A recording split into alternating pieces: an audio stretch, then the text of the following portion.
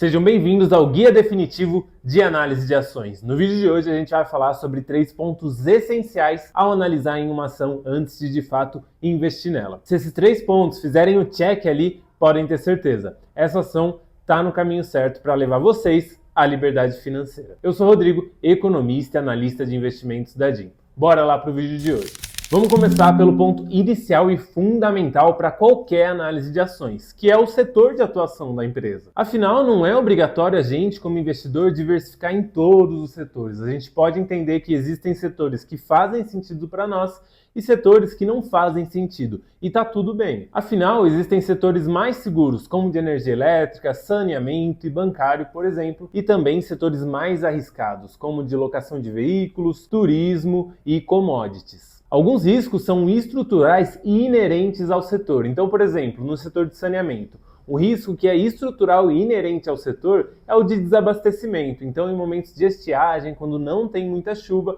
os reservatórios caem, o nível dos reservatórios cai, e aí as empresas podem enfrentar problemas para garantir o fornecimento de água para a população. E isso se aplica a todos os setores, cada um dos setores tem os seus próprios riscos. E como eu falei para vocês, se você tem um perfil mais conservador, é extremamente aceitável que talvez você não deva investir no setor de tecnologia, que é hoje um dos mais badalados que a gente tem na Bolsa Americana. E se você é um investidor mais arrojado, que quer tomar risco mesmo, buscando um retorno maior, talvez não faça sentido investir no setor de saneamento. Afinal, o crescimento dessas empresas é muito baixo ao longo do tempo, elas vão te remunerar mesmo via dividendos. O segundo ponto para analisar em uma ação é o poder de marca. Afinal, marcas fortes permitem um repasse de preço em momentos de inflação em alta. Então, por exemplo, a Ambev, que tem hoje as maiores marcas de cerveja do Brasil, como Skol, Brahma e Antártica, por exemplo. Ela tem marcas muito fortes e por isso ela consegue repassar o preço, repassar os custos que ela tem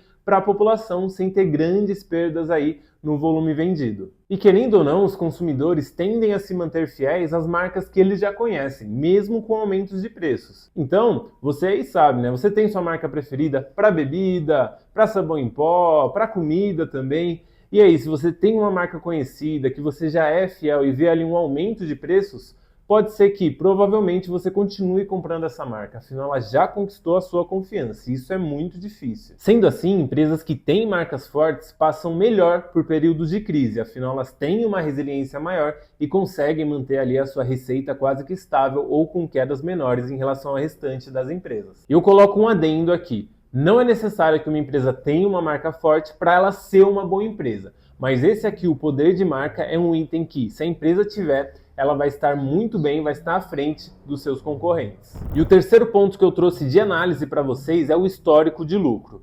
Então, a gente sabe que a essência de um negócio é gerar lucro. Afinal, não teria por que uma empresa abrir, contratar pessoas, criar seus produtos, enfim, vender e não gerar lucro no fim do dia, O objetivo é sempre o lucro. E como vocês sabem, a cotação acompanha o lucro no longo prazo. Então é importante a gente buscar empresas com lucro crescente ao longo do tempo. Então, por exemplo, o Itaú. O Banco Itaú é um banco que vem crescendo o seu lucro, batendo recorde atrás de recorde nos últimos anos. Então isso já é um excelente indicativo de que o Banco Itaú talvez seja uma boa empresa para a gente colocar em carteira. Mas fica o adendo, sempre de acordo com o nosso perfil de investidor. Para o perfil mais conservador, é importante a gente evitar negócios que têm resultados muito irregulares, como no setor de commodities. Então, os commodities são produtos que não têm muita diferenciação entre si. Então, o petróleo que é tirado aqui no Brasil, em comparação ao petróleo que é tirado lá no Irã, ele é praticamente a mesma coisa, Claro que ali tem algumas diferenças, mas no fim do dia acaba sendo o mesmo produto.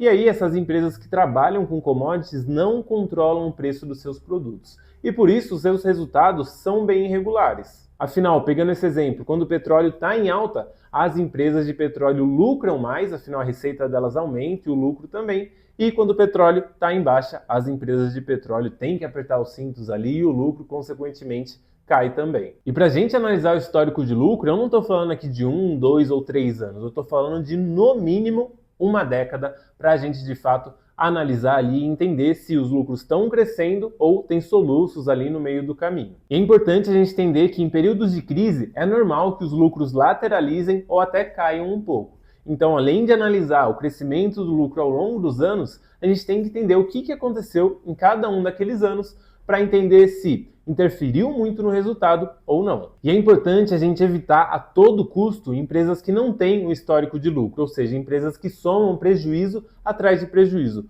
porque no fim do dia elas vão entrar em recuperação judicial ou muito provavelmente vão entrar em recuperação judicial. E aí, o seu dinheiro que está aplicado nessa empresa vai ter perdas muito grandes. Muita gente me fala, mas a Amazon no começo não dava lucro, dava muito prejuízo, mas vamos entender, pessoal, a Amazon é uma exceção, ela foge à regra. A regra é que empresas que têm prejuízos consistentes vão parar em algum momento na recuperação judicial e isso não é nada bom para os seus investimentos. Pessoal, eu trouxe esses 3 pontos para a gente analisar ao estudar uma empresa, mas assim, existem muitos outros pontos, poderia trazer aqui mais 12, 13 pontos que são essenciais na análise de uma empresa e até pensando nisso, se você aí gostou desse vídeo, gostou dos pontos que eu trouxe aqui, comenta aqui pedindo para eu trazer mais pontos que, se tiver bastante comentário, eu vou trazer no próximo vídeo mais alguns pontos que a gente deve analisar para entender se uma empresa é boa ou não. Lembrando que aqui não é nenhuma recomendação e até a próxima.